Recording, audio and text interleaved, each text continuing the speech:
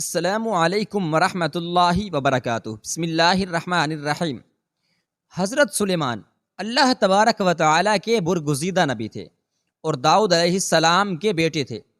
اللہ تعالیٰ حضرت سلیمان علیہ السلام کے متعلق سورۃ الانبیاء میں فرماتا ہے، اور زور سے چلنے والی ہوا سلیمان کے تابع کی جو اس کے حکم سے اس زمین کی طرف چلتی جہاں ہم نے برکت دی ہے، اور ہم ہر چیز کو جاننے والے ہیں۔ اور کچھ ایسے جن تھے جو دریا میں اس کے واسطے غوطہ لگاتے تھے اور اس کے سوا اور کام بھی کرتے تھے، اور ہم ان کی حفاظت کرنے والے تھے۔ حضرت داؤد علیہ السلام کی طرح اللہ تعالیٰ نے حضرت سلیمان علیہ السلام کو بھی بہت سے معجزے عطا کر رکھے تھے۔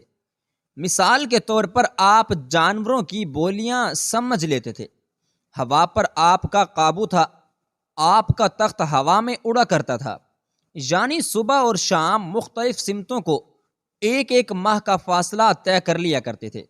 حضرت سلیمان علیہ السلام کی سب سے بڑی خصوصیت یہ تھی کہ آپ کی حکومت صرف انسانوں پر ہی نہیں بلکہ تمام مخلوقات آپ کے تابع تھی۔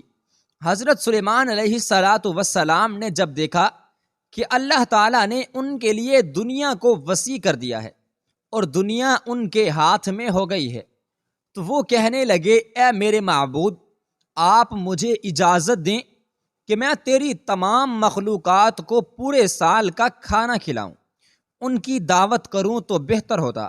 تو اللہ تعالیٰ نے ان کے پاس وحی بھیجی اور فرمایا، اے سلیمان، تو اس پر ہرگز قدرت نہیں رکھتا۔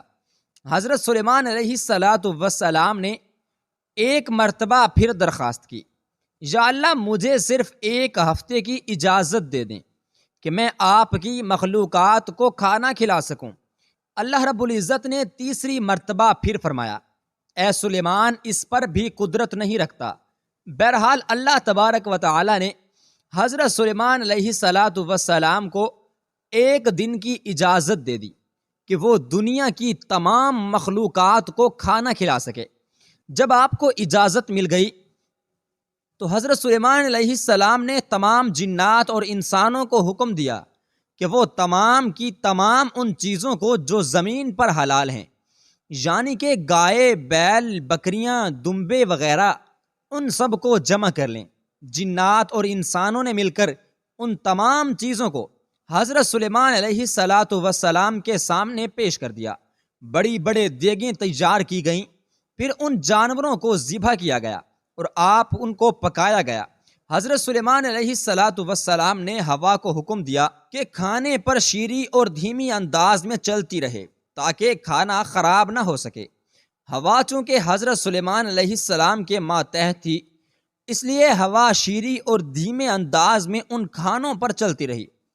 اس کے بعد حضرت سلیمان علیہ السلام نے دسترخواں بچھایا جس کی لمبائی اتنی زیادہ تھی کہ اگر ایک انسان اس کے ایک سرے سے چلنا شروع کرتا تو دوسرے سرے تک پہنچنے میں اس کو 1 مہینے کا وقت گزر جاتا، اور اتنی ہی اس دسترخواں کی چوڑائی بھی تھی۔ جب تمام چیزیں تیار ہو چکیں تو اللہ تعالیٰ نے حضرت سلیمان علیہ السلام کے پاس وحی بھیجی اور فرمایا، اے سلیمان، تو مخلوقات میں کس سے دعوت شروع کرے گا؟ آپ علیہ السلام نے فرمایا، اے میرے پروردگار، میں دریا کے جانوروں سے شروع کروں گا۔ اللہ تعالیٰ نے سمندر کی ایک مچھلی کو حکم دیا کہ وہ حضرت سلیمان علیہ السلام کی دعوت کھائے، کیونکہ آج ان کے لیے حضرت سلیمان علیہ السلام کی طرف سے دعوت ہے۔ چنانچہ اس مچھلی نے چھر اٹھایا اور کہا کہ اے سلیمان، میں نے سنا ہے کہ تو نے ضیافت کا دروازہ کھول دیا ہے اور آج تو میری ضیافت کرے گا۔ حضرت سلیمان علیہ السلام نے فرمایا، اے مچھلی، تم نے ٹھیک سنا، آ جاؤ اور کھانا شروع کرو۔ یہ سنتے ہی وہ مچھلی آگے بڑھی اور جتنا کچھ کھانا وہاں پڑا تھا سارے کا سارا ایک ہی لقمے میں کھا گئی۔ اس کے بعد مچھلی نے آواز لگائی، اے سلیمان، مجھے کھانا کھلاؤ، میرا شکم سیر کرو، میرا پیٹ ابھی تک نہیں بھرا۔ حضرت سلیمان علیہ السلام نے فرمایا، تو سارا کھا گئی اور اس سے بھی تیرا پیٹ نہیں بھرا، مچھلی نے کہا اے سلیمان، کیا مہمان کے لیے میزبان کا جواب اس طرح ہوتا ہے؟